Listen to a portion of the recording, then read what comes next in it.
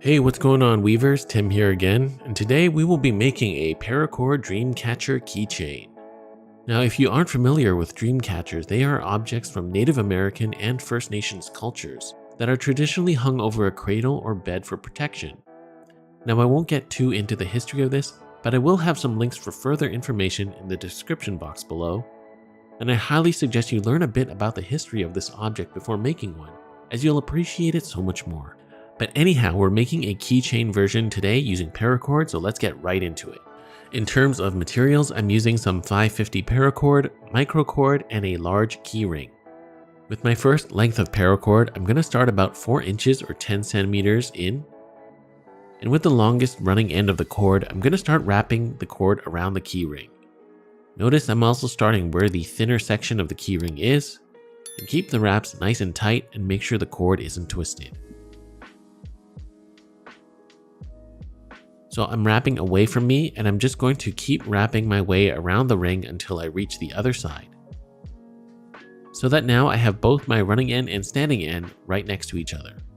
From here, I'm going to tie 2 snake knots. So with the 2 cords pointing to my right, I'm going to grab the cord on top and make a loop around the opposite cord. Then with the other cord, wrap it upwards and around the cord on top, and then through the first loop created. Cinch that first snake knot to the key ring, and then repeat it one more time, so that we have 2 snake knots. I think 2 stacked snake knots are better, as a single knot can tend to come loose.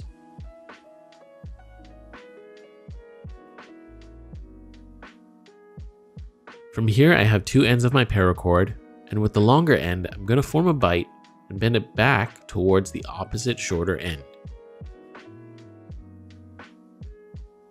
Then with the longer cord, I'm going to wrap 2 loops around the base of both cords with the running end towards the right. Then pass the running end under the 2 loops we just made and cinch up that scaffold knot around both cords.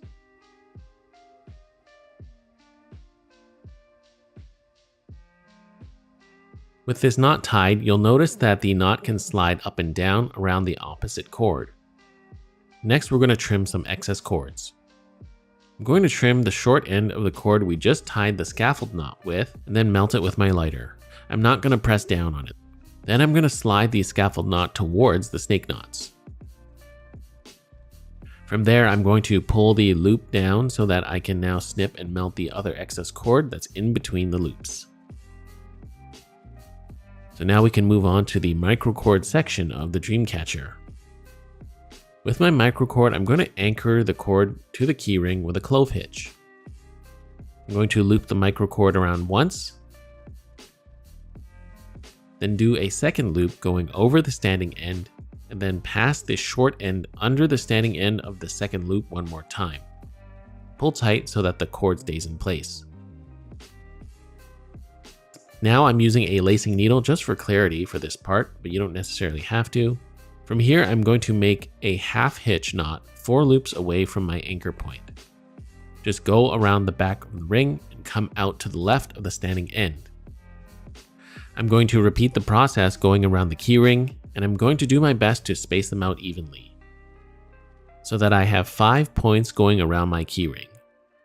They're evenly spaced except for the 4th section that is 5 loops wide instead of 4.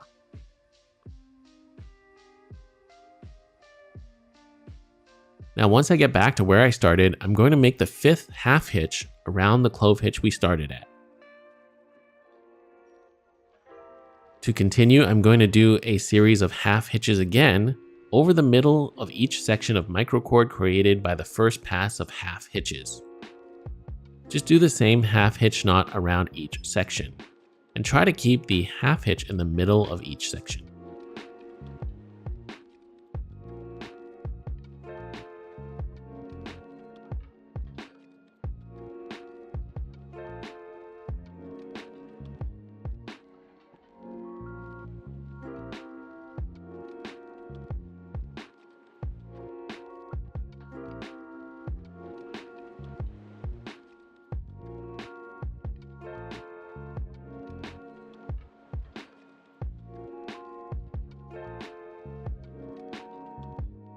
Once I've made my way around these sections, I'm going to finish by anchoring the running end of my microcord to this part right here, simply with an overhand knot.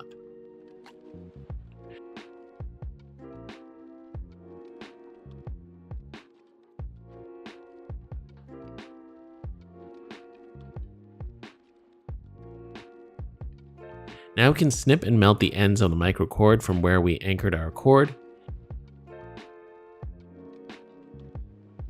and also from where we finished in the middle.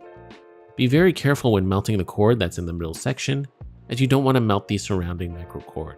This is why a jet lighter is much more effective. Lastly and optionally, we're going to add some tassels. Traditionally, feathers are used to decorate dream catchers, but we're going to keep it simple with more microcord. So with a small piece of microcord, I'm going to wrap it around the bottom, and using the same scaffold knot as before, I'm going to tie the knot around the opposite strand.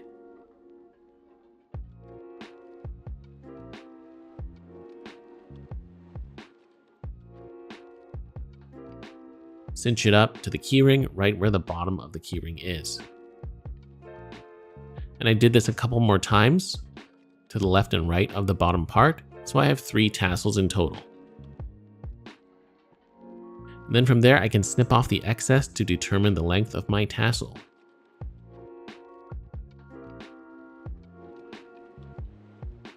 And now to make it look tassel-y, I'm going to take a precision knife and use that to split the strands of the microcord.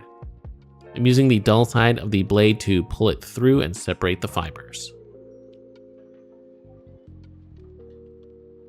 So after doing that for all 3, my Paracord Dreamcatcher keychain is done. I think this came out really nicely and makes for a great keychain or decoration.